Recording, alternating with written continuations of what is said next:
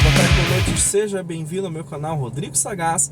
Tá chegando agora, caiu de paraquedas no canal, me chamo Rodrigo Schwank, sou motorista de aplicativo desde setembro de 2018 de forma integral e como renda extra comecei em janeiro de 2018 e hoje estou aqui compartilhando a minha vivência, o meu dia a dia, o cotidiano e trazendo informações para te ajudar na questão dos teus ganhos, da tua rentabilidade, questão da tua segurança e compartilhando tudo aquilo que é do universo do mundo dos aplicativos.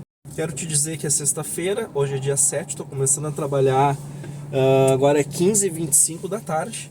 Parei, dei uma lavada no meu carro, dei um trato, parou de chover. Deixa eu te mostrar como é que tá aqui em Floripa. Deu um sol aqui em Florianópolis, graças a Deus, porque como é que tá o tempo em Florianópolis, só para te situar, chove e abre sol, chove e abre sol. E aí tu vai passando um paninho, vai mantendo um reparo aqui, um reparo ali, e tu não lava totalmente o carro. Hoje dei um trato mesmo, tá tudo lavadinho, tudo limpinho para sair animado para trabalhar. Bom, pessoal, eu venho conversar contigo aí a respeito dos novos termos de condições de uso da Uber. Muita gente está preocupado, eu tenho visto até em canais aí de influenciadores, motoristas que já estão fazendo mais tempo aí no YouTube. E eu quero te dizer e tirar toda a tua preocupação. E a minha opinião, tô pouco me lixando pros termos de condições aí da Uber. E vou te explicar o porquê e por que tu tem que seguir a tua vida como ela já está. Eu quero que tu entenda, eu quero te dar uma explicação aqui como é que funciona a questão dos contratos. Todo contrato, toda lei em si, ele deve seguir princípios e normas legais, tá?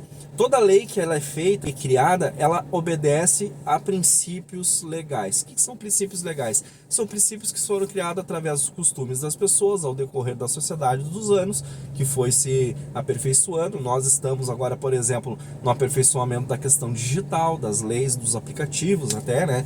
Como lidar com essa questão legal dos aplicativos. Então, tudo isso deve se obedecer uma questão de escalonamento legal, onde a Constituição é a nossa lei maior e abaixo vem outros tipos de leis que obedecem sempre a principal lei maior, que é a Constituição, dentro desses princípios legais.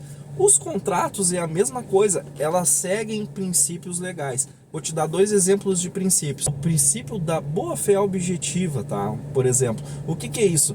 O princípio da boa-fé, ela entende que quando duas pessoas vão fazer um contrato, elas estão ali de comum acordo, de forma consensual, e de que elas irão arcar com os efeitos daquele contrato. E tendo consciência que se ela não cumprir aquilo que ela combinou ali com outra pessoa no seu contrato, ela vai ter sanções legais para poder pagar o dano que ela causou para outra pessoa e assim ser resolvido aquele contrato numa questão legal, tá? Esses são princípios. Um outro princípio é o princípio da função social. Esse contrato, ele de alguma forma, ele denigre a questão social das pessoas. Esse contrato, ele é um contrato comum. Então, um contrato, ele sempre ele tem que seguir parâmetros legais para não sair fora. Baseado nisso, tu já está começando a me entender.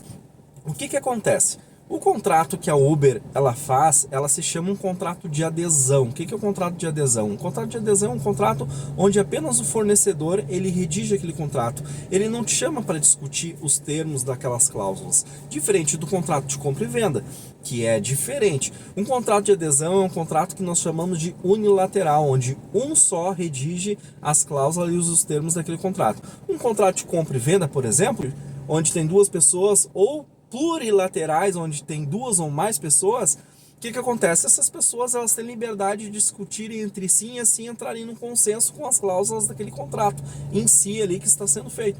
Então essas são as diferenças do contrato de adesão, do contrato esses normais que se tem por aí, tá? O da Uber, vamos pro da Uber, vamos dizer a verdade, tá? O que acontece? Geralmente o contrato de adesão ele é muito discutido no CDC, que é o Código do Consumidor. Por quê? Porque o contrato de adesão ele foi criado, foi feito no sentido de minimizar e maximizar o tempo. Porque não tem como tu ficar discutindo com o teu consumidor, com o consumidor, o que deve e o que não deve. Até porque assim, ó, o contrato de adesão geralmente tem muitos contratos de adesão que ele é regulado até pelos próprios órgãos reguladores. Por exemplo, a SUSEP no contrato de um seguro, a própria Anatel na questão da telefonia, dos planos de telefone, Vivo, TIM, claro. Então tem alguns órgãos que regulam e já tem prontos, bem dizer, alguns termos legais, tá? No caso da Uber, ela se coloca como uma empresa de tecnologia que aproxima o passageiro de ti motorista, tá? Nesse caso, ela tem ali nos regramentos dela o quê? Como é que tem que ser feito o uso e a utilidade do aplicativo, o que que tu não pode fazer para não interferir na comunidade Uber. E ali ela também coloca algumas regras se isentando de qualquer dano que venha a ocorrer no sentido entre passageiro e motorista. Qualquer dano que o motorista possa sofrer no sentido de não receber a sua corrida, no sentido de ter o seu carro abarroado, batido, e ela não tem nada a ver com isso. E que ela é isso, ela apenas aproxima o passageiro do motorista. Eu quero te dizer, tudo isso aí, todos esses termos que ela coloca é tudo balela. Por que é balela? Porque o fato concreto é outra situação. Quando a pessoa chama a Uber, o que ela faz? Ela chama a Uber, venha fazer uma viagem com a Uber, não é?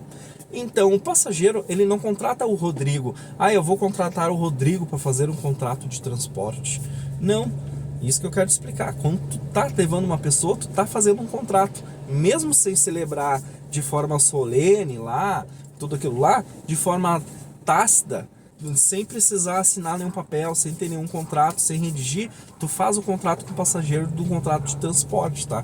Isso aqui daqui a pouco eu posso trazer para um outro momento, até para te estender as tuas obrigações e o que tu não é obrigado no contrato de transporte.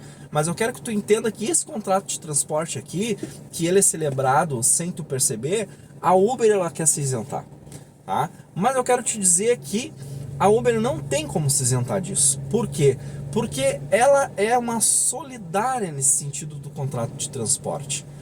Então tu fica tranquilo. Por exemplo, tu tá com um passageiro, tá? Aconteceu um acidente. O passageiro ali teve um dano estético nesse acidente, ele perdeu uma perna. O que ele vai fazer? Tu acha que ele vai cobrar de ti, motorista? Tu acha que ele vai cobrar de ti que estava ali, daqui a pouco tu estava com uma direção perigosa e acabou ocasionando esse acidente? Não, ela vai entrar solidariamente contra ti e contra a Uber. Por quê? Porque tu não vai ter o dinheiro para pagar a estética, o dano moral que ela vai cobrar. A Uber tem o dinheiro para pagar. Por quê? Porque ela pegou a corrida pela Uber. Ou seja, de forma passiva, tá? Que a gente fala passiva no sentido de que nós somos devedores, nesse sentido, né?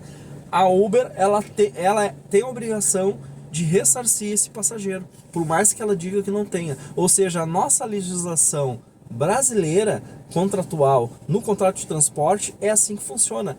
Ela é responsável civil, juntamente com o motorista, a responder qualquer dano que venha a ser ocasionado numa corrida, numa viagem, aí como motorista de aplicativo. Agora, os danos que tu tiver decorrente de uma batida do carro, a despesa ali da batida do carro, do conserto, isso realmente tu tem que entrar com uma ação na justiça, é todo um estresse.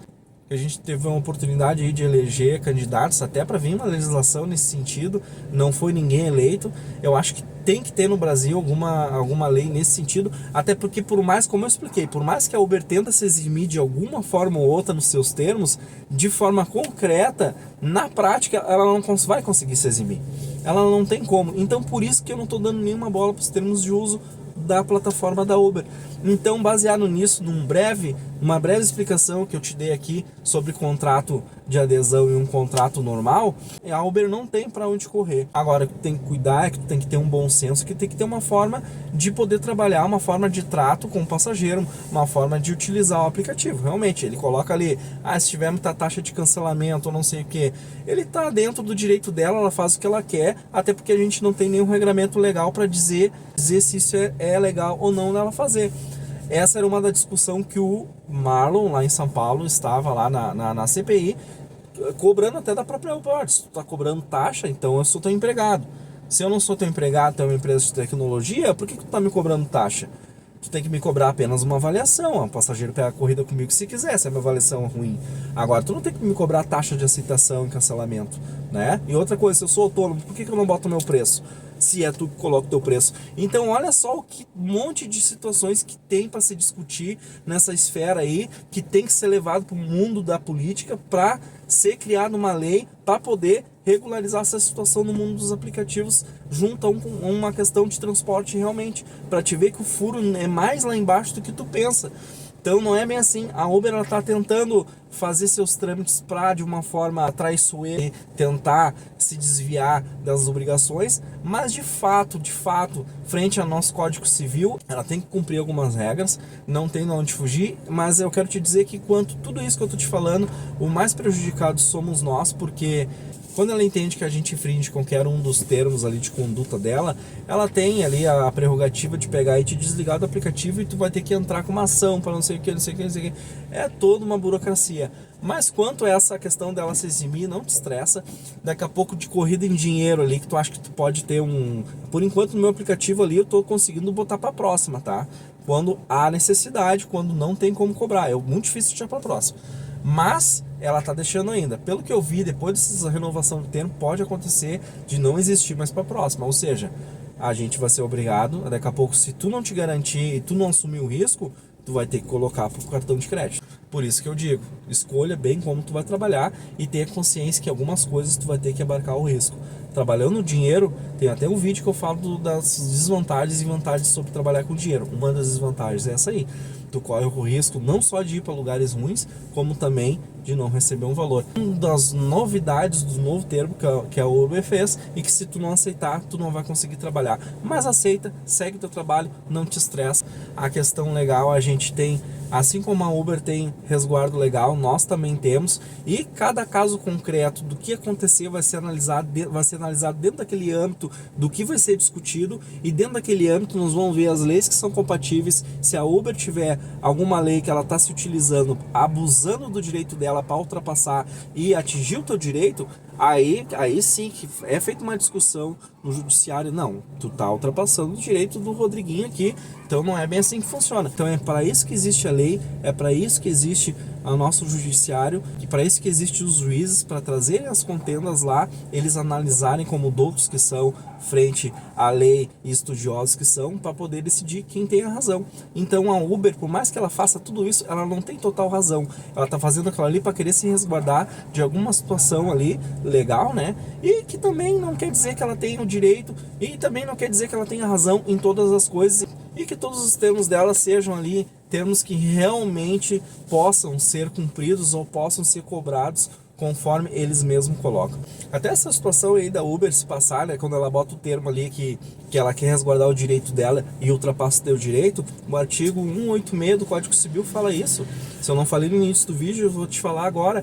Já é já tô te dando um exemplo de uma lei dizendo que tu não pode querer exercer o teu direito e passar o meu. Então, frente a isso, tudo que eu tô te falando, segue a tua vida, vai atrás do teu pilinha, não te estressa, trabalha com a tua determinação, com a tua disciplina, escolhe bem as corridas que tu vai fazer, não aceita qualquer chinelagem que a Uber e a 99 vai te mandar aí, e vamos lá, não adianta nada, tá bom, pessoal? Quero te agradecer, quero te desejar um ótimo final de semana, muito obrigado por ter assistido o vídeo. Se tu não te inscreveu no canal, te inscreve, ativa o sininho para te ser notificado em primeira mão quando eu compartilhar algum conteúdo referente aos aplicativos. E tu que já é inscrito, um beijão, muito obrigado mais uma vez. Vou ligar o aplicativo e até o próximo vídeo.